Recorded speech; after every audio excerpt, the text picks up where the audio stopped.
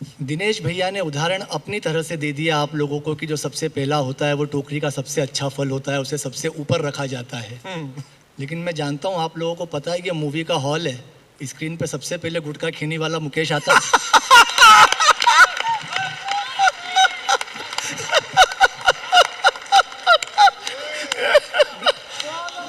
गुटखा कहने वाला दिनेश। बड़ा बड़ा आनंद है। सर अभी बता रहे थे कि ये 1 लीटर दूध में 4 लीटर पानी है। प्रमीण जो है वो शुद्ध दूध है। मेरे विषय में बता दूं, मैं वो दूध हूं जो फट चुका है। लेकिन आपका मन अगर मिल गया तो आज पनीर के दाम में बिकूंगा। कमाल का आपका शहर है। पूरी दुनिया में बैंकॉक को छोड़कर पूरी दुनिया में सैंडविच सिर्फ खाया जाता है। हमें तो ये मंच याद है, काव्य कुंभ इतने समय से हो रहा है। राहत इंदौरी सर यहाँ पर आए थे, मेरे शहर से थे, सर के सानिध्य में यहाँ पे थे राहत इंदौरी सर, और यहाँ पे उन्होंने शायरियाँ पढ़ी। और बैंकॉक से जाने के बाद संभवतः उन्होंने ये कहा कि बुलाती है मगर जाने का नहीं। मगर और मैं अपने बड़ों की बात नसीहत की तरह लेता हूँ, इसलिए बता दूं कि मैं गया भी नहीं। अरे गजब। हाँ, बहुत औसम। मुनव्वर राणा साहब ने भी एक शेर लिखा है कि परदेश ने हमें बर्बाद कर दिया, माँ सबसे कह रही है बेटा मजे में है। ये उसी की माँ कह रही है जिसका बेटा बैंकॉक में। सबकी माँ थोड़ी कह रही है। एक बार तालियां जोरदार। छा गया छोरा, मजे देता है भाई। बड़ा बड़ा आनंद, हम कवियों के साथ बड़ा आनंद होता है सर। हम अगर बनारस जाते हैं तो हमारी पत्नी कहती है वहाँ से बनारसी साड़ी लेकर के आना। अगर दुबई चले जाए तो वो कहते हैं वहाँ से सोना लेके आ जाना, सस्ता मिलता है। यहाँ आ रहा था तो मैंने उससे पूछा कि क्या लेकर आना है, तो मुझसे बोली बस जैसे आप जा रहे हो। जिंदाबाद जिंदाबाद। छा गया छोरा। कमाल है, कमाल है। मैंने अपने पास में जो लड़के रहते हैं उनको बताया मोहल्ले में कि मैं बैंकॉक जा रहा हूँ कविता सुनाने। बोले हम भी साइंस एग्जीबिशन का ही बोल के गए। अरे मैंने कहा सही में कविता सुनानी है? मैं पहली बार आया हूँ, ये मेरी पहली विदेश यात्रा है। पहली विदेश यात्रा, पहली बार विदेश में आया हूँ। बहुत इसमें आप लोगों का मिल रहा है। मैं बहुत सजग था क्योंकि पहली विदेश यात्रा, इतने सारे डॉक्यूमेंट्स लग रहे थे। अराइवल कार्ड लेकर के आओ, आधार लेकर के आओ, फोटोकॉपी लेकर के आओ, प्रिंट आउट आपके पास में होने चाहिए। और मैं डरा हुआ था कि यार कहीं डिपोर्ट ना कर दे। जितने डॉक्यूमेंट हो सब साथ में लेके चलो। आप यकीन नहीं करोगे, मैं 10वीं की मार्कशीट भी साथ लाया हूँ। अपने माता पिता की, अपनी तो पहली कक्षा से ही साथ लेके चल रहा हूँ। हाँ, और जिस साल फेल हुआ हूँ उसकी दोनों हैं। इतने डॉक्यूमेंट साथ में हैं। कमाल कर देता है। पर जबरदस्त है, आपका पूरा शहर जबरदस्त है, पूरा माहौल जबरदस्त है। पवन जी ने बहुत अच्छी हमारे लिए व्यवस्था करवा रखी है। जब पहली बार इनका हमारे पास में फ़ोन आया पवन जी का, तो मैंने बहुत सहज भाव से उनसे पूछा, क्योंकि हम तो आर्टिस्ट लोग हैं ना। मैंने सर आप बुला तो रहे हैं लेकिन राशि? बोले वृश्चिक।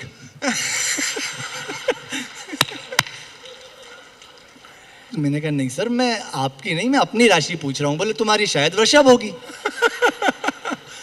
मैंने कहा नहीं सर, मैं कार्यक्रम की राशि पूछ रहा हूँ, पेमेंट क्या रहेगा? अच्छा अच्छा, बोले कितना लोगे?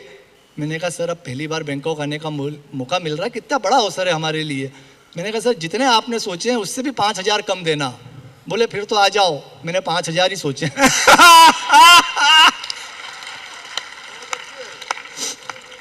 तो आपको मेरा भाव भी पता चल गया है और अभाव भी। तो मैं आप लोगों के बीच में हूँ। घूम के बड़ा अच्छा लगा यहाँ पे। जब मैं MBK सेंटर में पहुँचा शॉपिंग करने के लिए, क्योंकि बहुत नाम सुना था उसका कि वहाँ पे जाइए शॉपिंग कीजिए। एक दुकान पे गया संयोग से, वो भारतीय दुकानदार भी था, भाषा भी पूरी अच्छी जानता था। तो मैंने उसको बोला, मैंने कहा भाई जूते दिखा दे यार, फॉर्मल शूज़ अगर मिल जाएँ तो बड़ा अच्छी बात है। उसने मुझे 2 जूते दिखाए, बोले ये 500 का, ये 800 का। मैंने कहा दोनों में क्या फ़र्क है? बोले 300 का।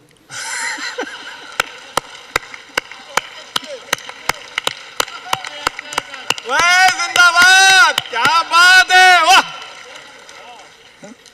मैंने वो जूते खरीदे, उससे जूते जैसे ही लिए तो मैंने उससे पूछा, मैंने कहा यार ये नकली तो नहीं है? बोला नहीं सर, ओरिजिनल कॉपी है।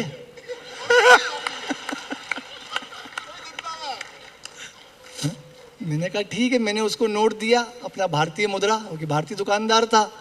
उसने नोट जरा ध्यान से देखा, बोले सर ये नोट नकली है क्या? मैंने कहा नहीं, ओरिजिनल कॉपी है।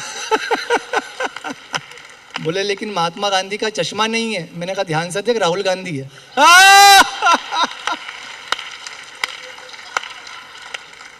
तो बड़ा बड़ा आनंद का शहर है आपका, बहुत इतनी अच्छी सुविधाएं मिली है एयरपोर्ट से लगा करके, इतने शानदार होटल में हम रुके हुए हैं लेबुआ स्टेट टावर के अंदर। ये सारा यश, ये सारा वैभव कुमार सर के लिए जो उन्होंने हमारे साथ साझा किया है, हमारे लिए बांटा, ये हमारा सौभाग्य है। जब एयरपोर्ट पे BMW गाड़ी लेने के लिए आई मुझको, मैं छोटे से शहर से आने वाला व्यक्ति, ये सब वैभव पहली बार देख रहा हूँ। मेरा जो पहला रिएक्शन था सर, BMW ड्राइवर ने बोला सर बाहर आ जाइए, मैं आपको लेने के लिए आ गया हूँ मेरे पास। जब BMW आ रही थी, मेरा पहला रिएक्शन ये था कि हाँ चलो निकल जाएगी, थोड़ा उस साइड से ले। बोला सर आप ही को लेने आया हूँ। BMW में बैठ के लेबुआ में पहुंचे, मेरा सामान एक उस व्यक्ति ने लिया, कमरे तक लेके गए। ये पहला अनुभव है हमारा इतने अच्छे होटलों में जाके ठहरने का, पहला अनुभव। कमरे के अंदर पहुंचे तो वो वहां पे खड़ा रहा कुछ देर बैग रखने के बाद, कुछ उम्मीद में।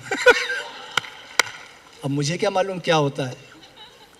तो उसने बोले सर और कुछ? मैंने कहा और आप सुनाओ। 15 मिनट मैंने उससे बात की, वो चला गया। फिर सुदीप भैया ने मुझको डांटा, बोले यार एकाग्र तुम बड़े बेवकूफ़ आदमी हो यार, उसने तुम्हारा काम किया, कोई प्रेस करे, कोई पानी ला के दे, कोई बैग कमरे में रख दे, अगर कोई काम करे तो उसे पैसे देना चाहिए। मैं विचार शून्य हो गया, क्योंकि हम जब काम नहीं होता है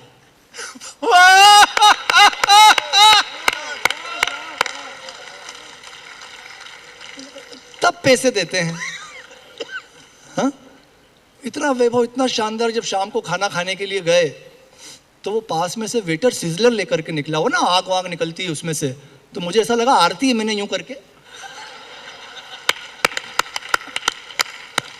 अगर वो रुक जाता तो मैं उसमें सिक्का डालने वाला था। पर बड़ा आनंद है, हमारे साथ में बड़े रहते हैं, इनको अनुभव है, कि 3 बार पहले भी आ चुके हैं, सारी चीजें हैं। तो भोजन करने बैठे, देखिए कहाँ से बात निकलती है। मैं राजनीति की कोई टिप्पणी नहीं करता, मुझे राजनीति के विषय में बात करते नहीं आती। कल जब इंडिगो से आ रहा था तो मेरी एक ऑब्जर्वेशन छोटा सा, इंडिगो में जहाँ मैं अपनी सीट पे बैठा था तो मेरी आगे वाली जो सीट थी उसके पीछे लिखा था रक्षा जैकेट आपकी कुर्सी के नीचे है। मैंने कहा जो आपकी स्थिति है उसे रक्षा जैकेट की जरूरत भी है। ये चुटकुला मैंने किसी एक व्यक्ति को प्रसन्न करने के लिए सुनाया है। बहुत अच्छे, वाह। तो हम खाना खाने के लिए बैठे।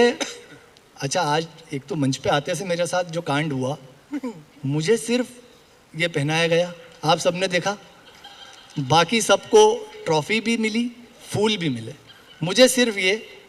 तो मैं समझ गया कि आयोजक भी ये जानते हैं कि जो फूल दिख रहा है उसे क्या देना। हाय हाय हाय हाय, वाह वाह वाह वाह वाह। हाँ, इंग्लिश वाला। तो इतना आनंद है, बड़े सब हमारे साथ रहते हैं, इनके सानिध्य में हम चलते हैं तो बड़ा आनंद भी देते हैं। रमेश भैया हैं, दिनेश भैया हैं, सुदीप भैया हैं। होटल के रूफटॉप पे जब हम खाना खाने के लिए बैठे कि बिरयानी खाते हैं। अच्छा, तो मैंने वेटर से पूछा ये बिरयानी कितने की? उसने बोला 250 बात। दिनेश भैया ने पूछा ये कितने की? बोला 350। रमेश भैया ने पूछा ये कितने की? बोले 1200 रुपये किलो। इनकी पर्सनालिटी ऐसी है कि लोग किलो के हिसाब से ही भाव बताते हैं। खैर जो भी हो, हमने बिरयानी ऑर्डर की, खाई, 1500 बिल आया। मैंने ईमानदारी से अपनी भागीदारी कंट्रीब्यूशन निकाल के दिनेश भैया को 500 रुपये दिए। मैंने कहा भैया ये मेरी भागीदारी। तो नाराज़ हो गए, बोले एकाग्र हम तुमसे उम्र में बड़े हैं, अनुभव में बड़े हैं, आमदनी में बड़े हैं, अच्छा लगता है कि तुम कंट्रीब्यूशन दो, पूरा तुम्ही को देना है। बहुत अच्छे। मैं पैर छूने के लिए आधा झुक चुका था, फिर मैं अपने पैर छू के वापस लौटा कि मैं कितना महान हूं। इतना गजब, इतना शानदार हिंदी का ये उत्सव चल रहा है, इतना आनंद यहाँ पे आ रहा है। जब खाना वहाँ पे हो गया हमारा तो रमेश भैया ने बोला अब लास्ट में क्या खाओगे? अब इतना सब फ्री में मिल रहा है, इतना वैभव, इतना जलवा। तो मैंने कहा कुछ एक्सोटिक ही खाएंगे बढ़िया। तो मैंने कहा भैया एक हेज़लनट कॉफ़ी बुलवा दीजिए। तो बोले वाह बेटा, ज़रा सा देश से क्या बाहर निकले, हेज़लनट कॉफ़ी, जड़ों से जुड़े रहो, देशी रहो, छोड़ो ये सब चीज़ें। मैंने कहा आप सच बोल रहे हैं, छाछ बुलवा दीजिए बटर मिल्क। इन्होंने वेटर को आवाज़ दी, बोले सुनो इसके लिए एक छाछ और मेरे लिए एक हेज़लनट कॉफ़ी लेकर।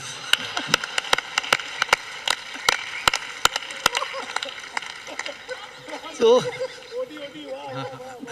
बहुत बढ़िया। हमें एक बड़ी टीम तक पहुंचना है, बड़े लोगों तक पहुंचना है। मैं 4 पंक्तियां कह करके अपना समापन करता हूं। आपने बहुत मन से सुना है, हिंदी का उत्सव है, हिंदी को इतना प्यार आप लोग दे रहे हैं। उसके पहले एक विशेष टिप्पणी जरूर करूंगा। मुझे लगता है जिसके लिए ये मंच मुझे बहुत आशीर्वाद देगा। आज 7 कवि, सुदीप भैया, हम 7 कवि इस मंच पे कुमार जी के सानिध्य में हैं। ये समझ लीजिए एक इंद्रधनुष है, इसके 7 रंग अपनी छटा बिखेर रहे हैं, पर हर रंग को ये भान है कि इंद्रधनुष तभी दिखता है जब वो अपने सूर्य के समीप होता है। हाय हाय, बात अच्छी टिप्पणी लाया। हम सूर्य के साथ हैं इसलिए चमक रहे हैं।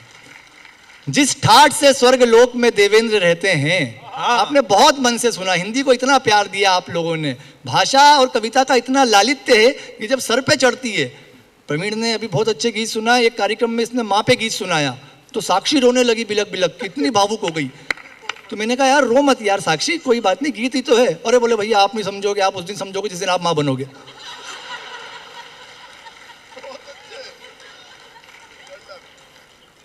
पवन भैया आपने बहुत अच्छी आपने सारी तैयारियां करी। देखा जाए तो ये कार्यक्रम सिर्फ 2 लोगों के कारण संभव हुआ हमारा आना, एक पवन जी और दूसरे पवन पुत्र। आखिरी बात कह रहा हूं मैं, एक पवन जी और दूसरे पवन पुत्र। पवन जी इसलिए क्योंकि उन्होंने आमंत्रण दिया, और पवन पुत्र इसलिए क्योंकि सुंदरकांड में आपने पढ़ा है, निशिचरी एक सिंधु मह रही, करी माया नभ के ख गई, जीव जंतु जे गगन उड़ाही, जल बिलो की तीन। हमारा हवाई जहाज उड़ के नहीं आ पाता अगर वो राक्षसनी को नहीं मारते जो ऊपर से उड़ते हुए हवाई जहाज को पकड़ लेती थी। पवन पुत्र ने आने के लिए हमको दिया मौका। जिस ठाठ से स्वर्ग लोक में देवेंद्र रहते हैं, जो शोभते शिव के गले नागेंद्र रहते हैं, उसी भांति बसती है हिंदी मेरे दिल में, जिस भांति हनुमत हृदय में राघवेंद्र रहते हैं। बहुत बहुत धन्यवाद, बहुत बहुत अच्छे, बहुत अच्छे, वाह वाह।